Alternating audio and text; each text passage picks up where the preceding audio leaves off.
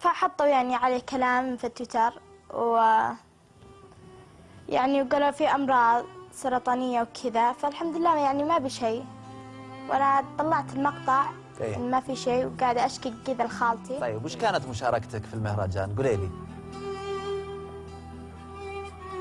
كانت قصيدة وإنشودة، هذه مشاركتي قدام سمو الأمير خالد بن فيصل. إيه. مهما نطقنا من حروف يبقى الوطن دنيا الهنا، نحيا على أرضك وقوف ونموت في حضنك سوا، يرضى الكرامة والجدود، ملعب صبانا والأمل، برواحنا ما له حدود، حب تنامل.